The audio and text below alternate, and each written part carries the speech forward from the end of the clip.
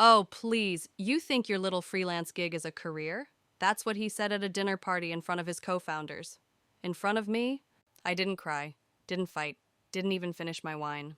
Because what he didn't know was that I already owned 12% of his startup through a silent LLC he asked me to help set up.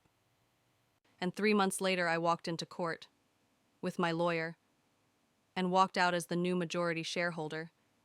He called it cute. My entire career. The thing I built from scratch, one late invoice, one frantic client, one sleep-deprived design at a time. To him, it was nothing more than a side hobby, a fun little distraction while he played CEO in his Patagonia vest. My name is Jenna Holloway. I'm 35, a graphic designer, and I live in Seattle, Washington. And for the past 6 years, I've been married to a man who thought his startup was more real than mine. Elliot Vaughn, tech bro, idea guy. The kind of man who says synergy unironically and pitches to VCs with phrases like disruptive potential. He was charming, loud, addicted to his own voice. And when we met, I'll admit it, I was smitten. He made me feel like maybe I was building something important, too. Like maybe he believed in me. At first, he did. He watched me leave the agency world to start my own studio. He cheered when I landed my first real client. We even worked together on his pitch deck when he first started ThinkNest.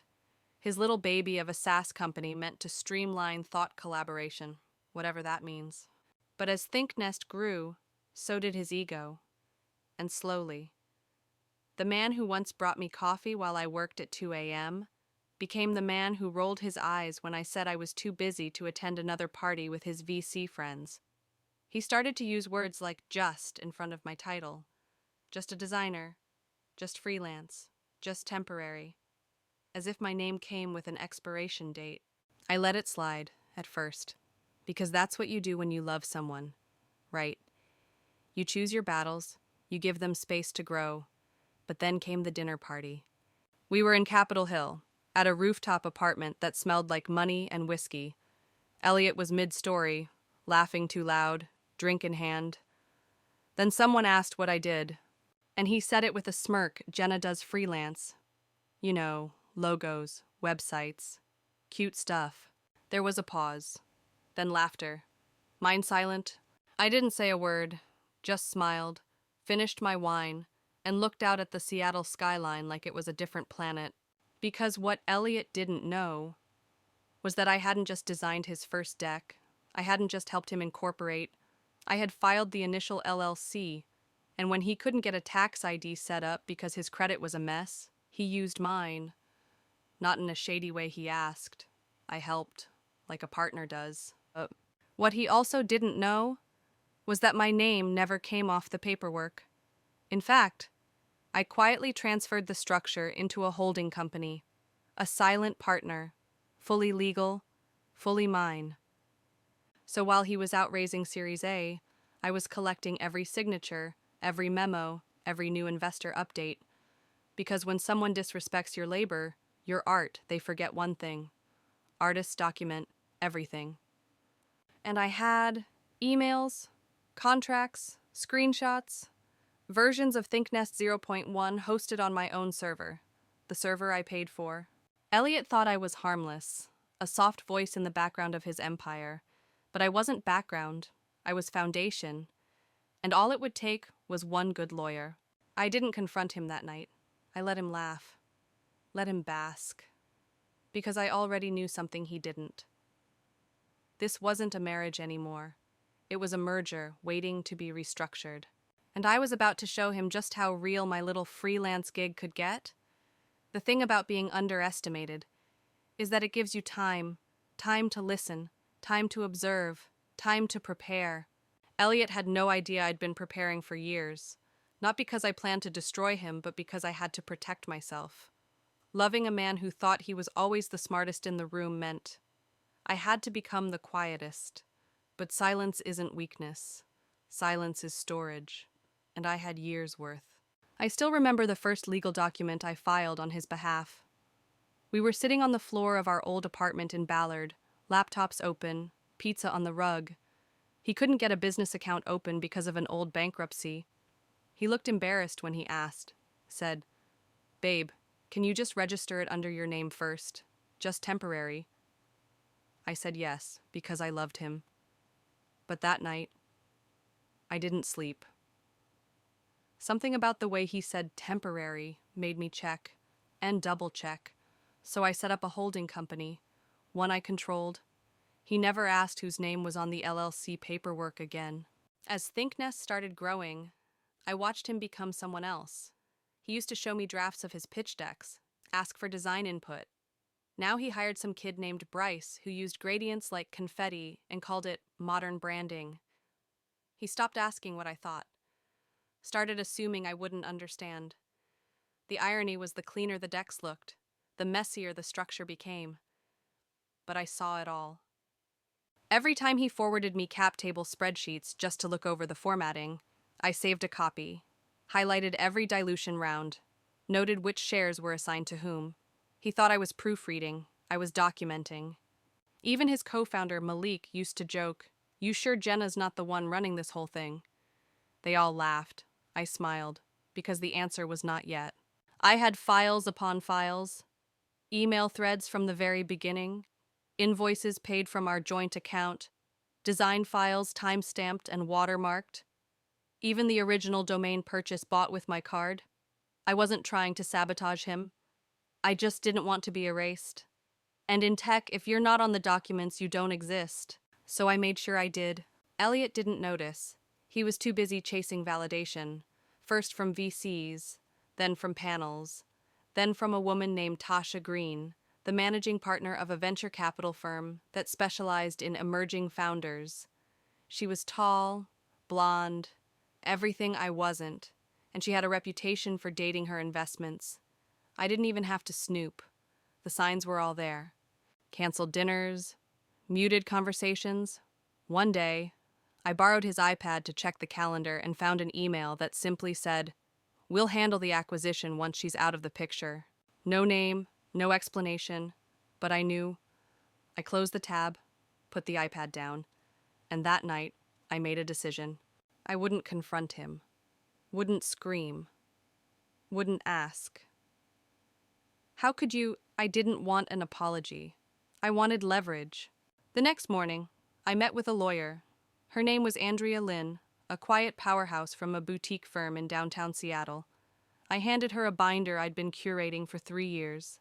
She flipped through the tabs: LLC ownership, design proofs, joint bank records, cap table versions. She looked up after 10 minutes and said, "You're not here for money. You're here for ownership." I nodded. "Good," she said, "because this isn't a divorce case. It's a restructuring." Andrea explained exactly what I had.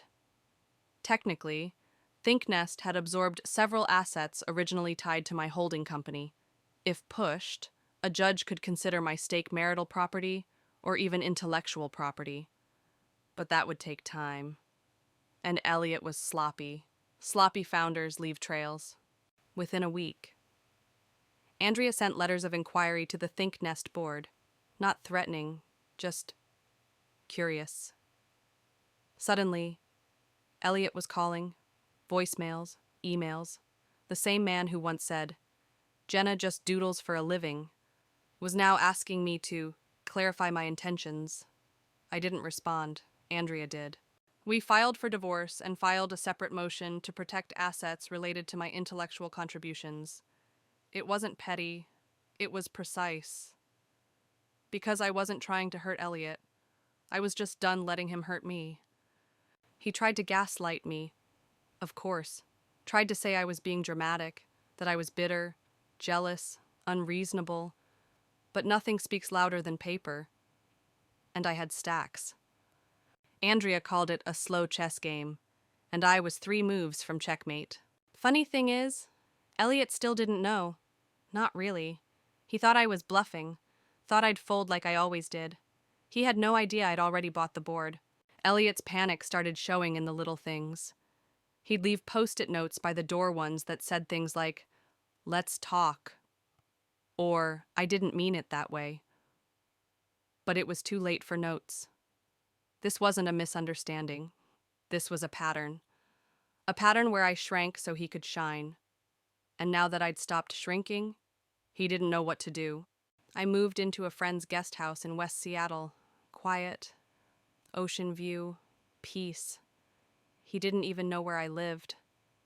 Andrea said that was good, that emotional distance was our ally now. She filed motions with such precision it was almost surgical. We weren't going for vengeance. We were going for value. ThinkNest had recently been valued at $22 million, and tucked away in a quietly maintained holding company with my name on it was a 12% stake. That stake was worth more than our condo, our cars, and our wedding ring combined. When the preliminary hearings started, Elliot walked in like a CEO still in control. Tan, smug, too much cologne. But when Andrea stood and laid out the assets we were filing to claim, he paled. Visibly. He tried to interrupt. The judge silenced him. He tried to smile at me. I didn't smile back. Because there comes a moment in every woman's life where she stops asking to be seen and starts making sure she cannot be erased. This was mine, and I was ready to play my endgame. The courtroom had no windows, just pale walls, worn carpet, and a judge who looked like she'd rather be anywhere else. But for me, this was a cathedral, because for the first time in 6 years, I was being heard, not as someone's wife, not as the freelancer tagging along, but as a woman with receipts, with leverage, with proof. Elliot showed up in his usual uniform navy sport coat, too tight jeans, no socks. He greeted the bailiff like it was a coffee shop, grinned at his attorney, a man named Carson who looked like he practiced smirking in the mirror. Andrea didn't flinch. She wore a gray blazer and no makeup.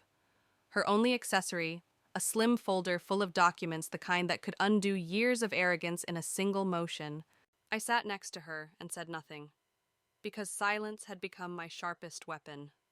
The hearing was to review our preliminary filings, property disclosures, financial ties, and most importantly, intellectual property claims. Carson argued it was absurd. ThinkNest was founded by my client, Ms. Holloway's involvement was informal at best. Andrea didn't even blink. She opened her folder, pulled out one page, and placed it on the table. It was the original ThinkNest prototype, time-stamped, watermarked, hosted on my design server, with my name, my copyright. The judge raised an eyebrow. Carson tried to speak. Andrea raised another page. The first invoice paid from our joint account for software licensing. The domain registration, the logo drafts, my original wireframes. One by one, they stacked like bricks, and suddenly, Elliot didn't look so casual anymore. He leaned toward his lawyer, whispered something sharp. Carson asked for a recess. Denied. That's when Andrea stood, her voice calm. Controlled, she said, "Your Honor, we are not disputing Mr. Vaughn's effort in building ThinkNest. We are, however, asserting that its foundation, legal and creative, was significantly built with Mrs. Holloway's labor, assets, and IP." The judge asked me directly, "Ms. Day Holloway, do you have intent to seek financial compensation or equity recognition?" I looked straight at her and said clearly, "Both." Silence. Then the judge nodded. "Proceed." And just like that, the board was flipped. What followed were weeks of depositions. Elliot dragged his feet, denied everything, claimed I was exaggerating, that I was bitter, that I was doing this out of spite. But Andrea was methodical. She produced calendars, emails, cloud backups, screenshots with metadata, even photos of us brainstorming with a whiteboard in our kitchen, me sketching UI, him posing like a founder. I remembered every insult he'd ever wrapped in a smile, every time he said, "That's not your lane," or "Just let the big dogs handle it." And I remembered the night he came home drunk and said, "You'd never make it in tech, Jen. You're too soft." Funny, and because softness is what taught me to listen, to collect, to bide time. And now that softness was building a case no VC would laugh at. One night, as we left the courthouse, Andrea said he underestimated you so thoroughly. He forgot you were a builder too. I didn't reply. I didn't need to. Meanwhile, word was leaking. Think Nest investors were getting nervous. Their rising star had a lawsuit tied to IP rights, and if my claim held up, it could affect valuation. Suddenly, I started receiving emails, first from Carson, then from the Think Nest board, then, eventually, from Tasha Green. Yes, the woman who thought she'd replace me. She requested a private call, said she valued clarity. I declined, told her. Everything will be clarified in court. She never replied. The final blow came when Andrea discovered that several product iterations still used my original design elements. Even in the latest beta, they'd cleaned up the brand, but the core visuals were still mine. A judge called that ongoing infringement. And now we weren't just talking equity, we were talking damages. By the end of that week, Elliot's smile was gone. So was the condescension. He stopped looking at me in court, stopped pretending we were anything but opponents. And that's when I knew he finally saw me. Not as his wife, not as a footnote, but as the woman rewriting his legacy one court date at a time. The judge ordered mediation. We sat in separate rooms. His offer came through cash, a lowball figure meant to silence. I rejected it in under 60 seconds. Andrea responded, "Ms. Holloway is not interested in hush money. She's interested in control." The mediator looked at us like we were on fire. Because we were.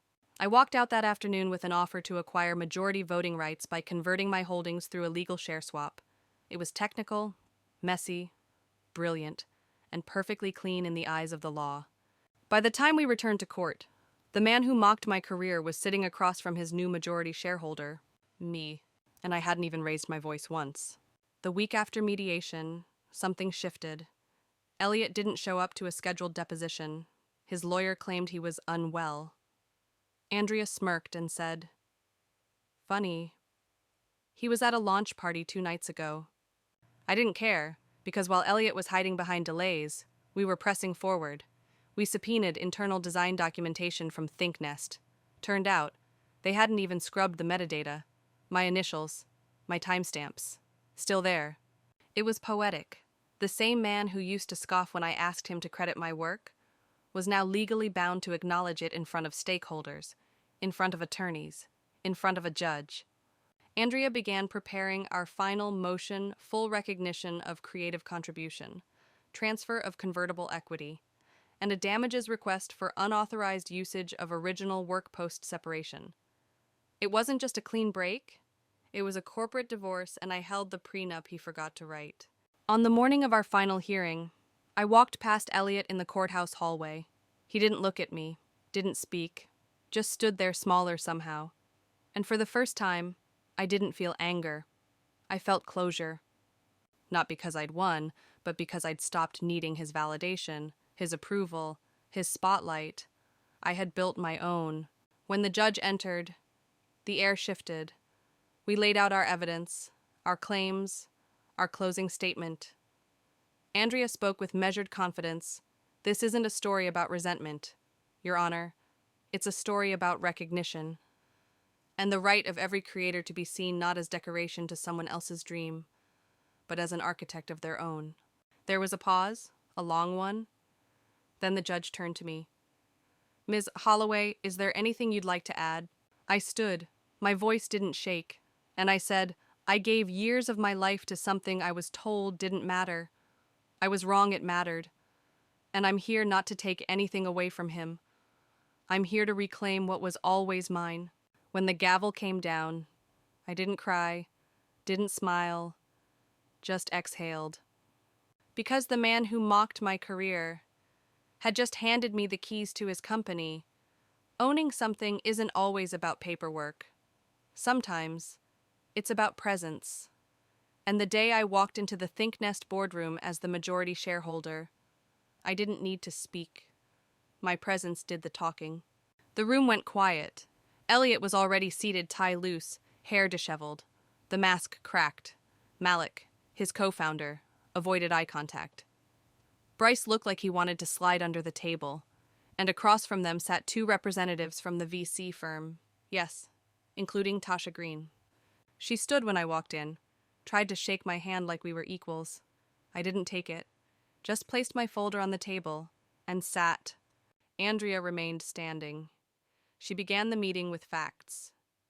Following a finalized court order, Ms. Jenna Holloway now holds 51.4% of ThinkNest's voting shares through a legally recognized conversion of intellectual and marital assets. She paused, let it sink in, then continued. Effective immediately. Ms. Holloway will assume full governance voting rights and reserve the right to review or restructure current leadership. Elliot opened his mouth, closed it. He knew. This wasn't a debate. This was a declaration. Tasha asked if I intended to dissolve the company. I smiled. For the first time in months, I smiled not politely, not bitterly, but calmly. And I said no. I intend to rebuild it properly. There was a stillness, like the moment after lightning but before the thunder. Because the truth was, I didn't want revenge. I wanted rebirth. I spent the next 3 weeks deep in documents, reviewing ThinkNest's skeleton, the wasted budget lines, the tone-deaf branding, the overpriced marketing hires. The company wasn't failing, but it was flailing. All flash, no foundation. I found a file named JH Archived. Inside my earliest logo drafts, my pitch slides, notes I'd written in the margins of mock-ups. They archived me, filed me away like an outdated font. But now, I was restoring the original build. I called a staff meeting, the first since the court decision. Some expected drama, a corporate purge, screaming, firings. They didn't get that.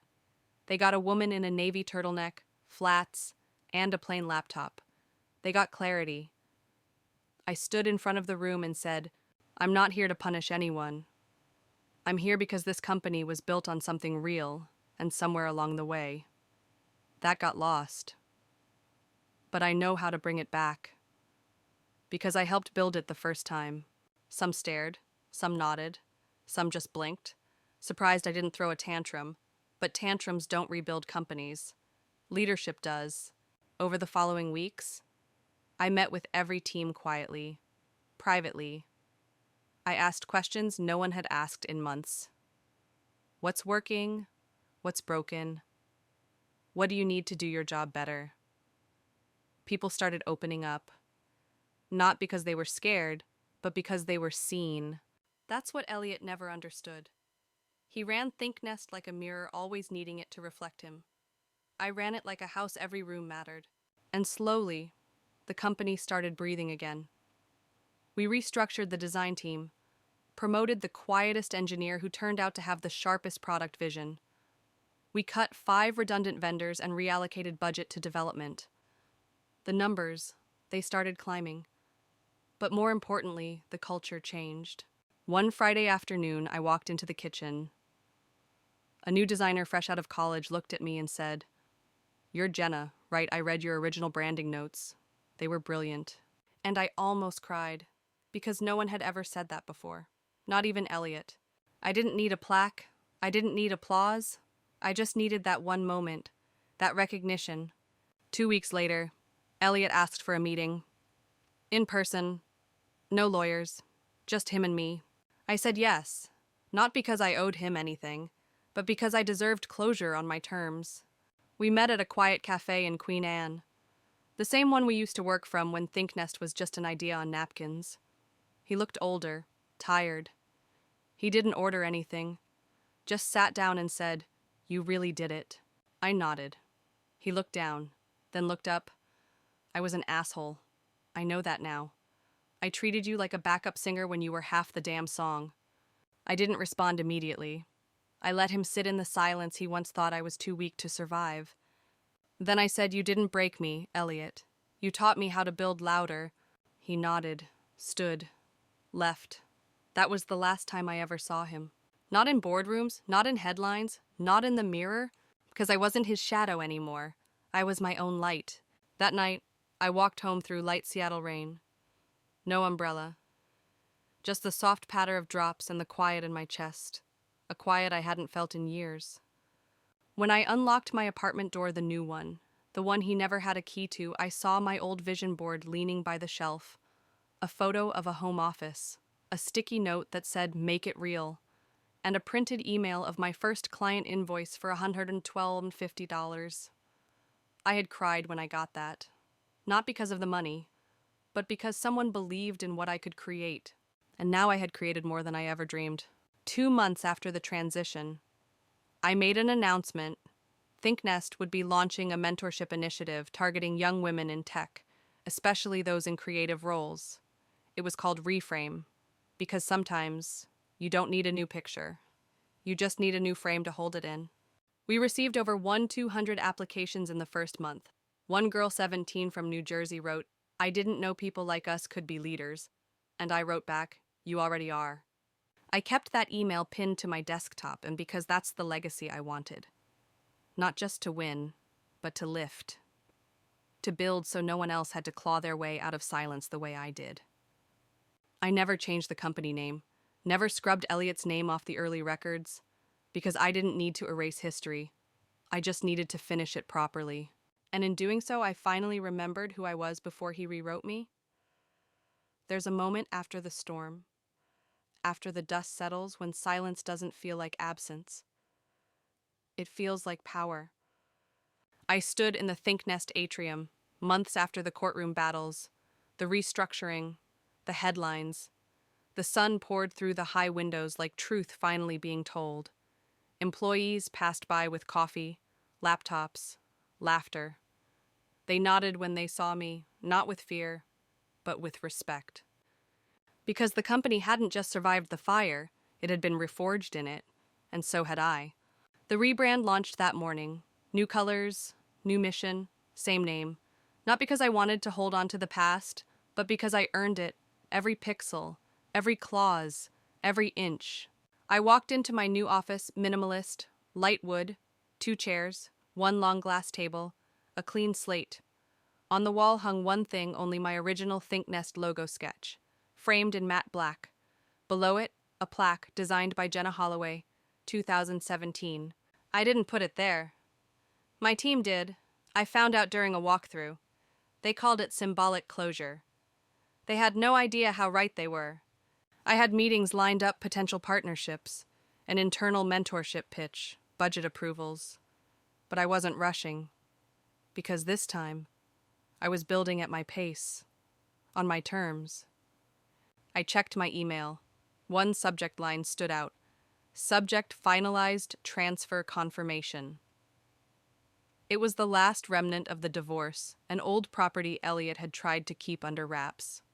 Turns out, he forgot to remove my signature from the shared trust. Now it was officially mine, not out of revenge, just balance. Andrea sent a 1-line message. "Consider this the final checkmate." I laughed out loud.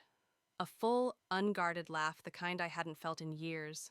That evening, I attended a founders panel, not as someone's +1, not sitting in the back, but on stage, under the lights. They introduced me last, Jenna Holloway, founder designer, co-architect of ThinkNest's original platform, and current CEO following a landmark equity restructure. The crowd applauded, but my applause came later. When, during the Q&A, a young woman raised her hand and asked, "How did you stay so calm while everything was falling apart?" I looked at her wide-eyed, eager, raw with potential, and I told her the truth, because sometimes silence isn't weakness, it's strategy. You don't always have to shout to change the room. Sometimes, you just have to sign the right paper. The room exhaled, and I saw it in their eyes, recognition, reflection, maybe even relief. Afterward, people lined up to speak, not to praise me, but to ask, to learn, to listen. And I realized something I hadn't dared to believe. I wasn't just rebuilding a company. I was reframing what power could look like. Not dominance, but depth. Not noise, but precision. Later that week, I received a box, no return address, inside a flash drive, a pair of cufflinks, and a note from Elliot. It said, "These belong to my father. I don't deserve to wear them, but maybe someone who actually builds does." I didn't reply, didn't need to, because some men finally learn, but not every woman has to teach them. I kept the cufflinks, not to wear, but to remind myself how far I'd come from needing someone else's approval, how far I'd come from waiting in lobbies, just to be seen. Now, I was the room, the table, the ink on the contract. And every time someone tried to ask if it was personal, if I only did this to prove a point, I answered with a calm smile. Of course it was personal, but it was also permanent. Because careers come and go, startups rise and fall, but the legacy of how you rise back up that stays? And I didn't just rise. I redesigned the sky above me. A few days later, I hosted an internal founders roundtable. It wasn't fancy, just pizza boxes, folding chairs, and an open agenda, but the energy in the room felt different, honest, unfiltered. We talked about failure, about fear, about building something that outlasts ego. I shared my story not as a cautionary tale, but as a blueprint. The room went still when I said the most dangerous thing I ever did was believe that silence would protect me. It didn't. It only bought him time. But when I used silence to prepare instead of shrink, that's when I won. They clapped, not because I asked them to, but because they understood. Most of them had been underestimated, too, by investors, partners, parents, even by themselves. Afterward, one developer, a woman in her 40s, pulled me aside and said I didn't think I'd survive my last startup collapse. You reminded me that I could start again. And smarter. We hugged. And in that moment, I felt it. The difference between power and impact. Power gets you in the room. Impact keeps the door open for someone else. That weekend, I took a trip. Not to escape, but to mark a beginning. I went to Whidbey Island, a small cabin overlooking the sea. No Wi-Fi, just wind and waves. I brought a notebook. No agenda. And I wrote, not a business plan, not a mission statement, just thoughts about everything I had lost, everything I had reclaimed, and everything I was still becoming. Because revenge might win you a battle, but vision that builds empires. Before I left the island, I stood at the water's edge. The tide was pulling out, and I whispered soft, but certain thank you for breaking me, so I could design something unbreakable. Back in Seattle, I got a call from a major tech publication. They wanted to do a feature on ThinkNest's turnaround. The reporter asked if I'd sit for a cover shoot. I almost said no. Not because I was shy, but because the story was never about my face. It was about the work, the grit, the blueprint, the slow, quiet rebuilding that no camera could capture.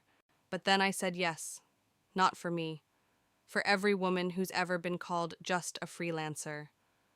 For every creator whose name was left off the credits. For every silence mistaken for surrender. The cover ran a month later. Black background, bold yellow text. A single quote beside my photo: I wasn't the wife. I was the co-founder. It went viral. Not because it was dramatic, but because it was true. Because truth, when finally spoken aloud, echoes longer than noise. And in that echo, I found peace, not revenge, not triumph, just peace. The quiet kind that builds and builds until one day you realize you were never waiting for permission. You were rewriting the rules all along.